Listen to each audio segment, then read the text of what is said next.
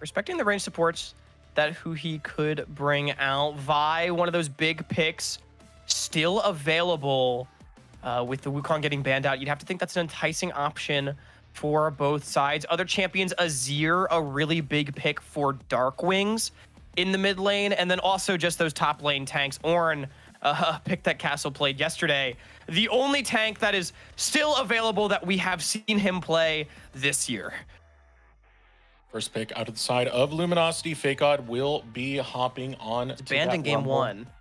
And it's something he's played quite a bit throughout the season of NACL. So a lot of comfort for him to be onto that Rumble. Response on DSG side so far, hovering that Aurora. That will be the lock. And Aurora is indicating a little bit more of a mid-game skirmish-oriented composition than perhaps what we saw last time, giving over that Vi as well. I'm going to be honest, we're sacrificing quite a bit. LG clearly thinking the Rumble is strong. They banned it on the red side last game, first picking it now here in game two. FakeGod, he needs to have a big performance because I think the opportunity cost for this is pretty high. And Tomio is actually going to be the one to pick up the Trundle with no tank showing. No tank showing just yet. Interesting grab right there, followed up by the Sivir, locked in for tactical. Kind of wondering where things are going right now. I mean, the pillar does work a little bit more in tandem with the equalizer than most people would expect. You put the equalizer down, if you have level 5 pillar, you're going real slow and it could force people to stay in that pillar for longer. And now we got another Castle. It's Castle on the Aurora. He's going to play that Aurora in the top side. Darkwings. Yo! This is something here. Castle says, give me the matchup. I'm done with tank duty. He's going to get out of the mage. And now you've got two really strong magic damage follow-ups that can go with this Vi. And not only that, you have Darkwings able to snap up a big comfort pick for him early on in the series. This draft is just making a lot of sense on the side of Disguised. You know, earlier they had banned away the Wukong, so they're not allowing one of those power junglers through. They banned away the Poppy, and they take the Vi in the grand scheme of things. So making sure that that Vi Vault Breaker will not be countered by a draft from LG. So far, so good on the side of DSG. I really like what they're picking up here. And for LG, their needs for their composition are very clear. They need point and click to come through somewhere. And you need to get a good matchup of Insanity into Darkwings as Azir. Now, again, Insanity, the kind of guy that really can bust out a lot of different picks. Hwei, definitely something that I'm looking at. It's a great matchup into the Azir. Has a good long-range AoE and follow-up that can participate in these fights. But for Zeyzal, I mean, something like a Neeko or a Nautilus going to be extremely important for finding that point and click lockdown to deny this Aurora her ability to weave in and out of the fights and to lock down targets for this Rumble, because at the moment there is not a single hard CC ability on LG's side. You can see LG, we're watching that Astral game that was between DSG and Astral, banning away the Sivir, as well as taking away the Kai'Sa. Now, interesting pickup here to come out on the side of DSG. I'm not sure if they're going to go for this, but could be very good at spotting out where the jungler is going, try and scout out eXyu with the hawk shot, as well as the long range engage that you'll have with that enchanted crystal arrow. But that is the lock-in for Rahel. Yeah, this is the first Ashe of the tournament and not a pick we've seen too much. It's a decent matchup into the Sivir, has a range advantage early on. However, I mean, not the most ability to make plays up against the Sivir itself. However, a relative lack of frontline thus far for Luminosity does increase the value. Again, it's just a single target pick comp for DSG and not the most hard CC or disengage. We do get that Hwei for the matchup for Insanity, but I'm going to be honest with you, Eric. There is not a pick here in the support role that I see for LG that makes this a winning draft in my mind. Maybe at this point, you're just hoping to get a Nautilus. No, that's not banned away, but no, they're just going to go forward. Neeko, yeah. Oh, Neeko instead going to be locked in. By the way, so far in the summer, Rahel has not played the Ashe, has had a lot of experience on different marksmen, but not the Ashe, and that will get paired with Seraphine. Yeah, and we saw Seraphine I don't believe it was in this tournament. I want to say it was in the LPL or the LCK that I recently saw a Seraphine do a ton of work. And alongside this Ashe, it means that you still maintain that winning 2 versus 2 against this Sivir Neeko. And you have so much extra HP to effectively come through for the Disguise composition that is critically lacking frontline. LG, a lot of damage on their side in their own right. But to my eyes, a bit more of a scattered composition. DSG, it is very clear what their identity is. Press R on that guy, and whoever that guy may be, hope they die. For LG, I think it's gonna be a bit more execution reliant, a lot of immobility that can be attacked. I think I'm really looking at Tomio and Sanity. A favorable mid-jungle 2v2 is definitely a win condition that can help set things up with this Neeko. Yeah, I really like the draft of DSG, but I always love the level of scouting you can get from that champion. And of course, the picks when you have a mobile champions like Hwei on the opposite side can be very crucial. As we head into game number 2, Luminosity Gaming versus DSG. And I think for DSG, if Darkwings can have the laning performance that he did in the last game, this second map definitely something that is favored towards them, but a much more difficult matchup to come through. I think the bigger thing for Disguise is their side lanes are much, much stronger than they were last game. And just in general, I think stronger than their opposite numbers. And a very different style. It's not going to be that composition that's all about Rahel, all about the scaling team fight. A lot more carry responsibility towards Castle, a lot more focus towards the top side of the map. But we know that this is a style that DSG had great success with in their 2025 LTA run, at least in the summer season. So it's not like they can't do it. They just need to pull it back out of the shed. It's like an old 1963 Ferrari, you know? You can make this baby purr, man. Right, exactly. Another interesting one, by the way, I'm looking over at Summer Stats specifically. We haven't seen an Aurora from Castle. We haven't seen an Ashe from Rahel. We haven't seen a Seraphine from Huhi, at least in the context of the summer. So a lot of new angles coming out. eXyu already getting spicy with it. Information advantage. Actually, not even. He just had the soul read, I guess, onto Tomio. Gonna take away this red buff, and Tomio does not seem to be aware that this is happening. He at least has an inkling as he is skipping the wolf camp, but this is just going to be a clean red buff steal for eXyu. Is still only level 2 if he gets found, and this is a winning 1v1 for Trundle. Ooh, he's gonna have to burn his flash now. Yeah. No choice right there. You would have been cornered in that little nook and cranny. So Tomio will still get his rude dudes at least secured to him, but loses out on his red buff. Ultimately, not the end of the world for Tomio. Yes, you do lose a red camp advantage eXyu, but eXyu gonna be pretty delayed on his clear, having gone for that look, and it might give Tomio the opportunity to try to find a play around that sort of scuttle crab timer, 3 minutes 30 seconds into the game, and with eXyu rather also losing his flash, I think it's fine for LG. Oh, in fact, okay, Tomio said, enough of that. I want a red buff, baby. You know what? I get it. Respect. No, give me that. Give me that. You ain't denying me my red. He just runs right over to his jungle. Doesn't care if anyone sees it, man. And hey, you know what? When you have a Trundle is one of the best duelists when it comes to like 1v1 matchups against junglers, because he steals a lot of that AD that you're looking to bring into that duel. So he has no problem with it. He calls up Zeyzal as well, so he will get a red buff. This is a huge punish actually from Tomio. He's not just getting a red buff, he's gonna get the whole quadrant. A really good call to shift Zeyzal up to the top side of the map. 07 FakeGod, he's gonna lose some creeps for it, but you've got this pushing Sivir on the top side, so Tomio knows he has the pressure to steal away a couple of camps. I think a really good call from LG to get something back for their jungler. It's recognizing the strengths of your champion. You know, pretty spot on, knowing how good Trundle is in the dueling situations. You already had tactical on the top side too, so it doesn't make it that much of a big deal to send Zeyzal over towards the top. And now FakeGod is so sad though. They are going to send tactical back down, but yeah, going to be a little bit on that poverty line is FakeGod. Yeah, all these creeps I'm watching die. It looks like FakeGod at least got most of the XP, being level 4 to Castle's.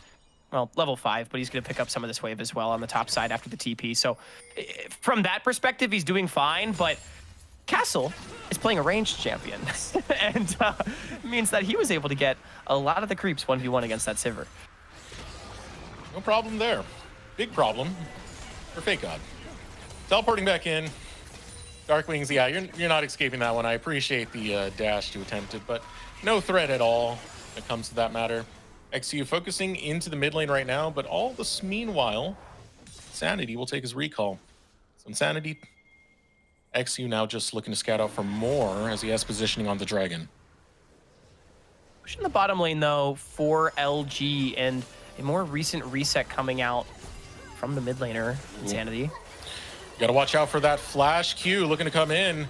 eXyu not able to land his Q onto Tactical despite the spell shield being down. Does get the flash out of Tactical nonetheless. A fairly respectful flash from Tactical right there. I think he was fearing that Q flash, as you mentioned.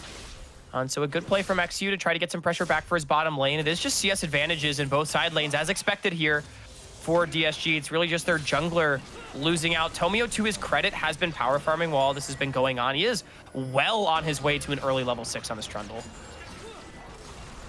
Just remember that eXyu had burnt that flash earlier when he was caught in the golems, and that was spotted by LG, but it was just too close to Tactical. So I don't really blame him getting kind of cold feet on sticking that one out. Now Tomio eyeballing the dragon. Tomio has no problems with starting up dragons early, and Trundle, good champion to go ahead and duel one out.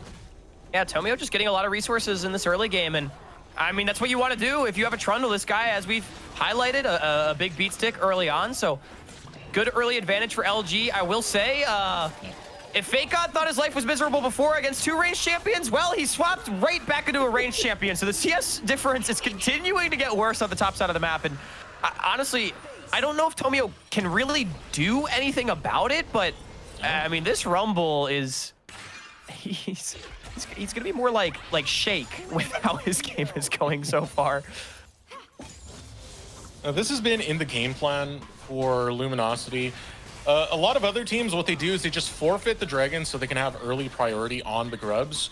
What Luminosity have been doing is they usually rush the dragon so they can be available for the grubs, and the respawn will not be synced up with the grub spawn. eXyu was at least able to get a lot of wards down on the top side of the map off that reset, maybe setting up for DSG to look for that angle. Tomio also really wants to clear downwards if he just wants to keep doing the power farming thing that he's been doing this game. And funnily enough, eXyu actually hits the earlier level 6. Tomio, that Mountain Drake, man, it takes a long time.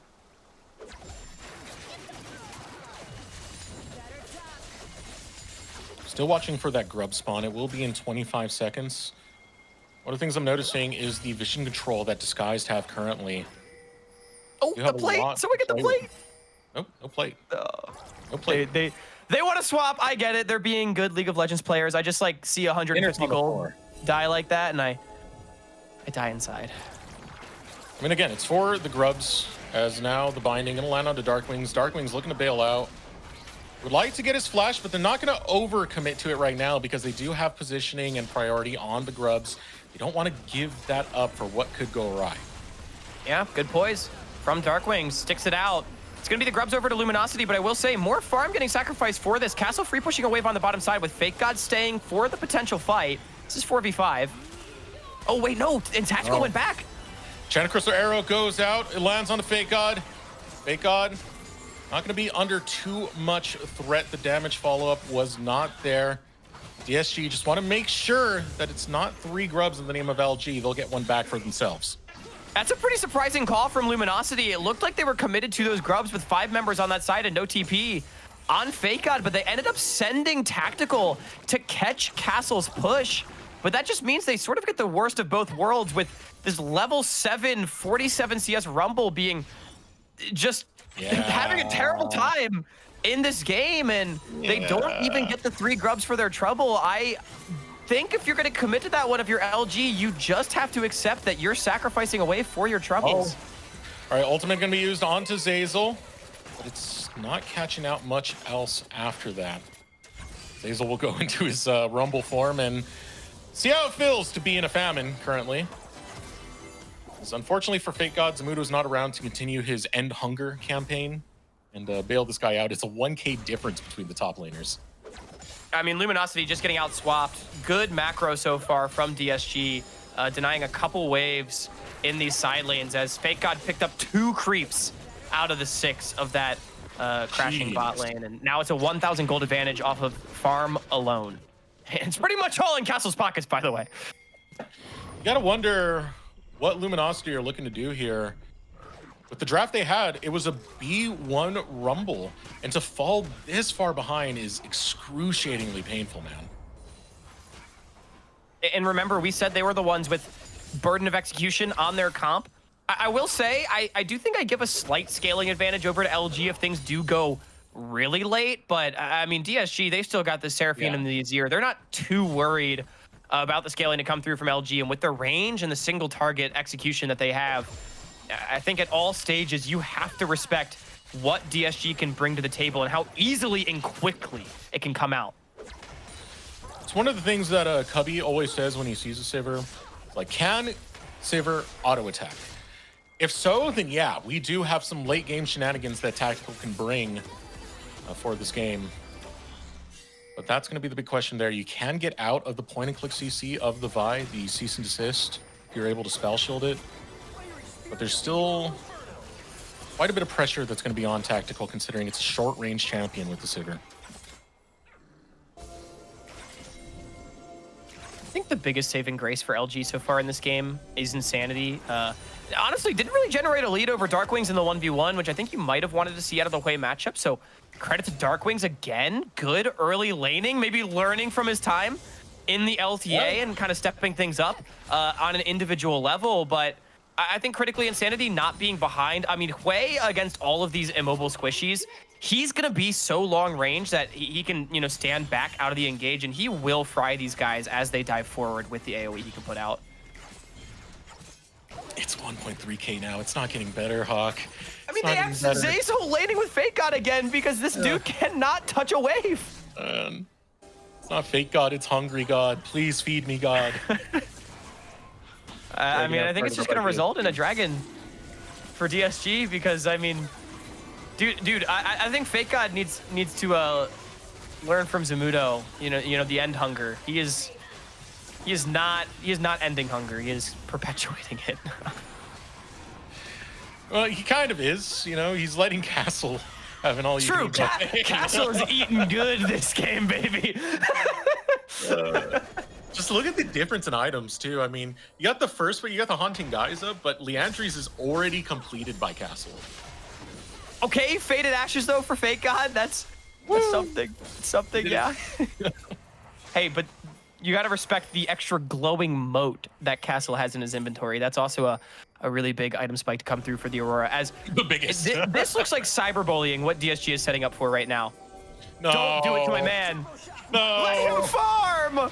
No. Oh, time to commit some deicide. Look at all the crowd control on poor FakeGod. He will overheat and go to the respawn. First blood for Rahel.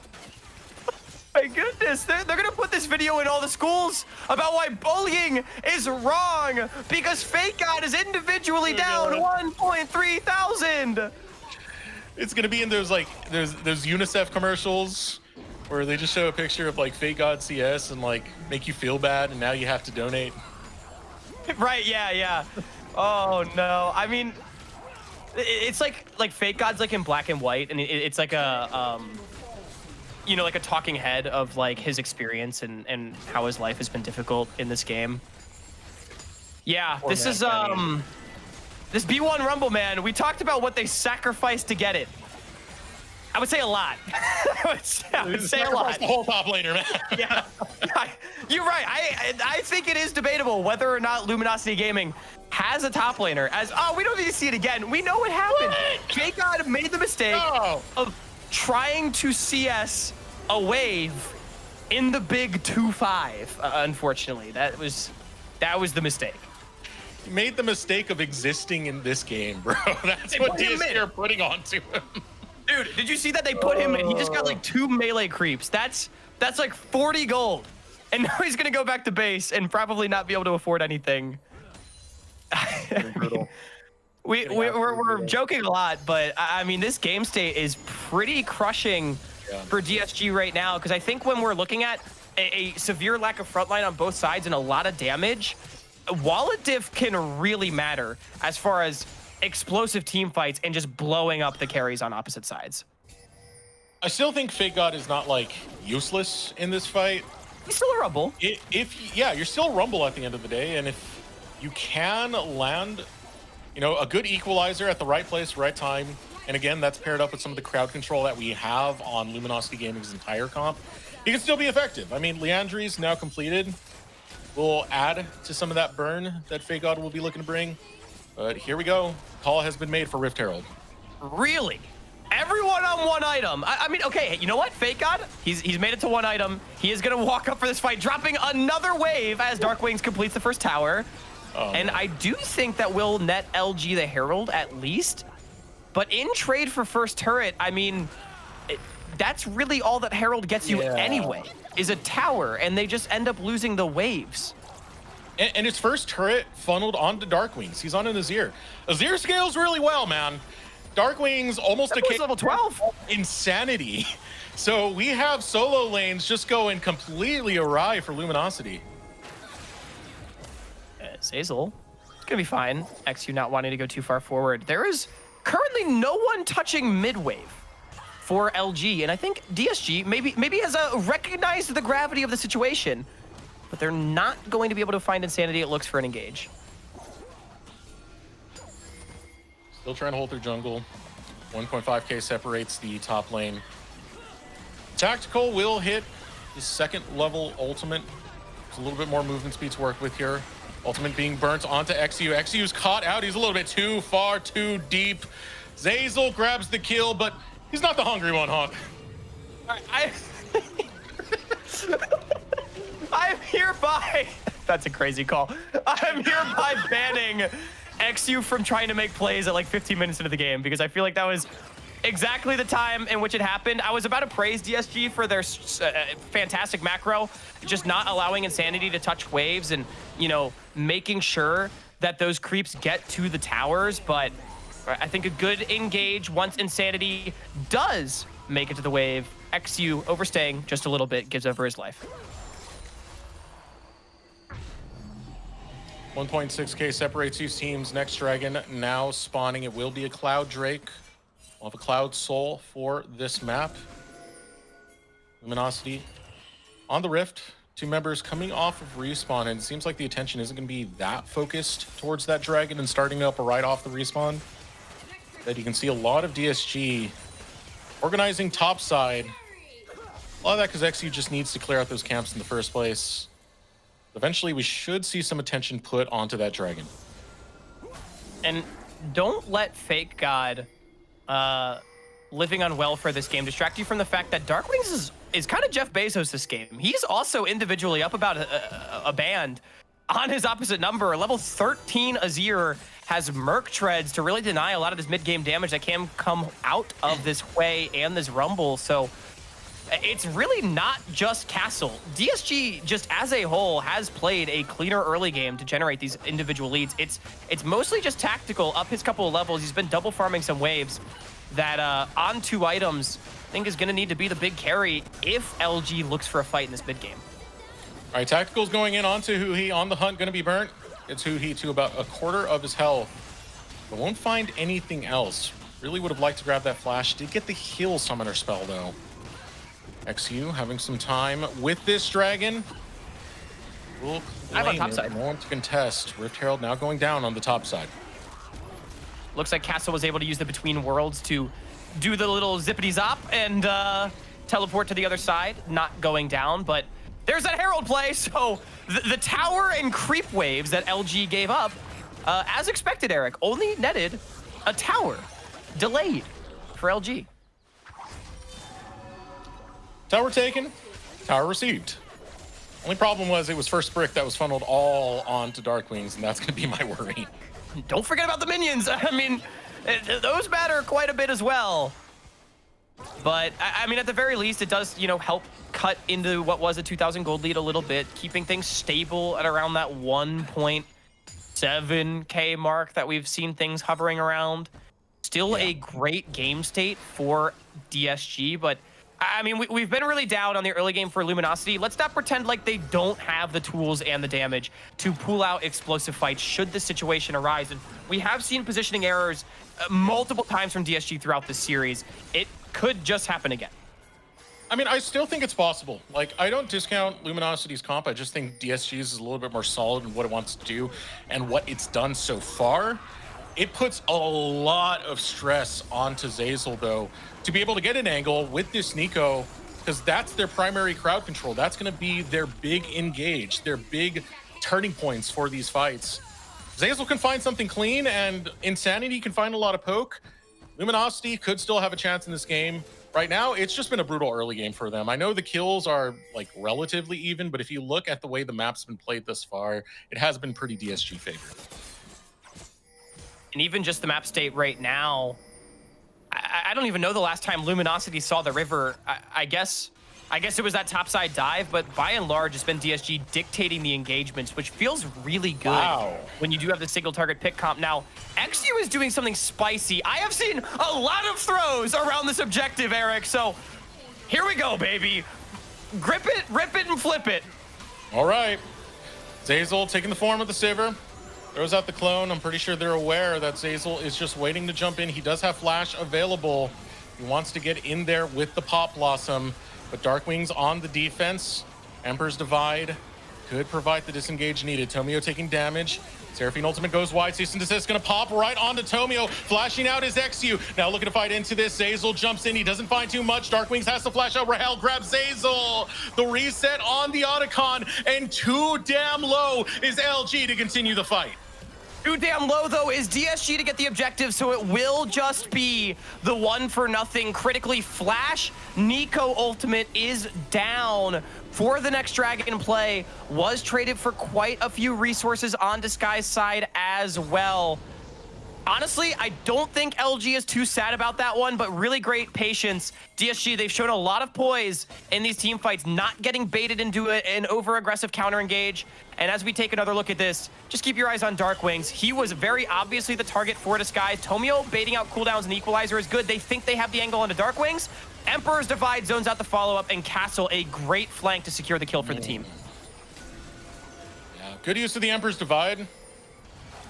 Really buying that space that's really needed for Darkwings to thrive and not get caught out on some of these plays.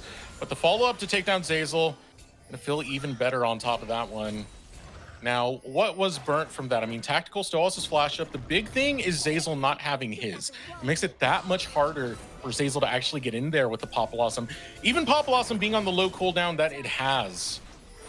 You know, if you don't have that flash, you might have the Hex Belt, it's still tricky to get those engages going your way. Oh my goodness, please don't fight LG. Please let FakeGod walk and get that top wave. Please let bro eat. He is starving. There's a whole steak up there. It's dying to the tower. No.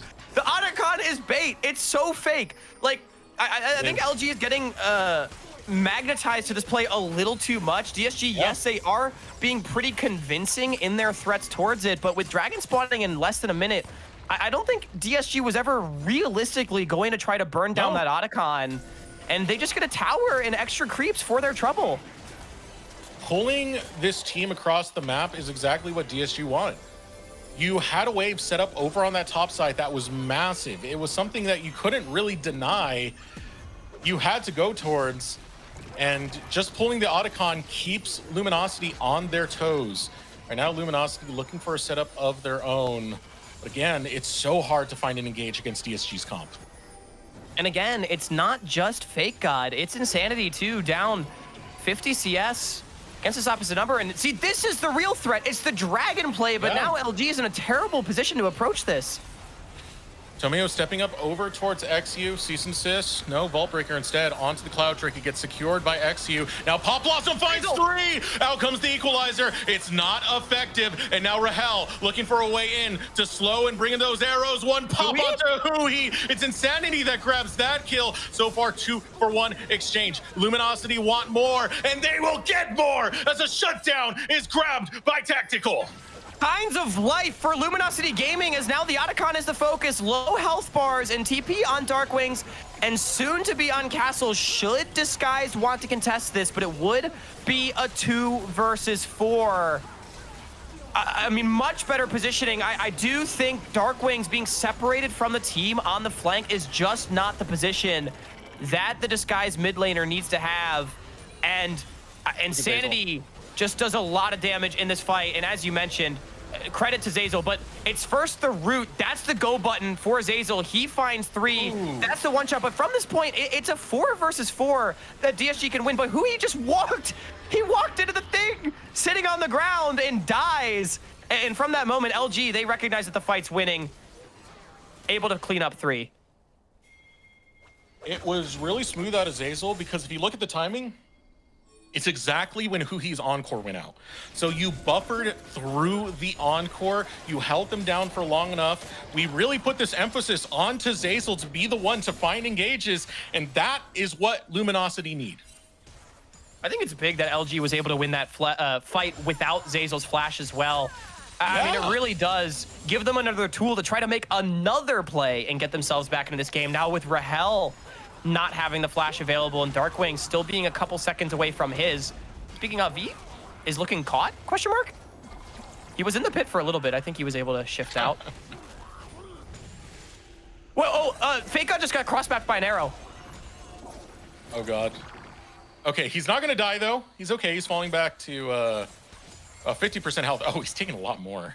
Yeah, he's gonna have to recall. You can see the pressure really being put on FakeGod. Poor guy. Not allowed to farm, and you can see the flame horizon is just itching from Castle. I think this could be another way of dying. Oh my goodness! They're not even letting him go bottom! This is cruel and unusual from his teammates, man. They're hitting Baron? Oh, they're just bullying this man around.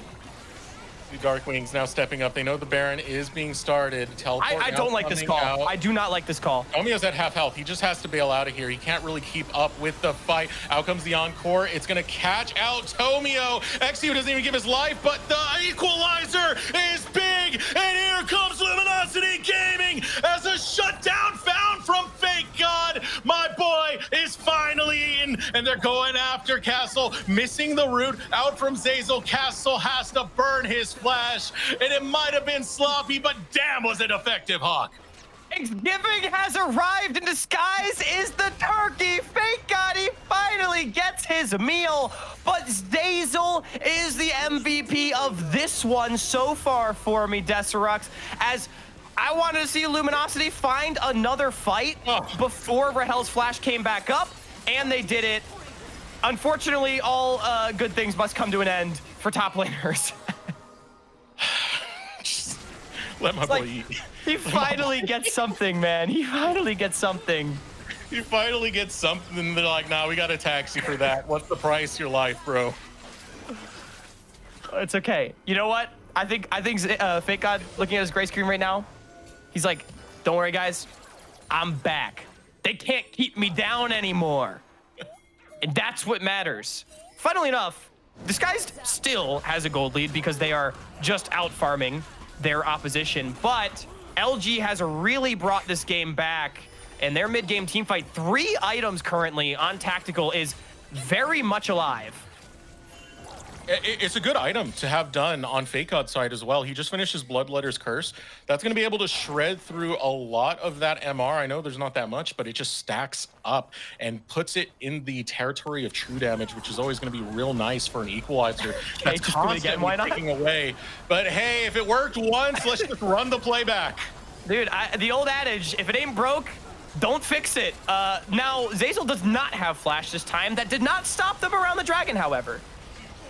See eXyu looking for a way in. Here comes the Pop Blossom. It catches Huhi and eXyu. Gonna give his life for it. Encore comes out. Too low is Tomio. Has the flashback. Rahel looking for the chase. Between Worlds pop by Castle. And he's popping heads with a triple kill. And now Tactical is far from home. They're looking to chase him down while the rest of the squad heads over to the mid lane. And Tactical will fall to Darkwings.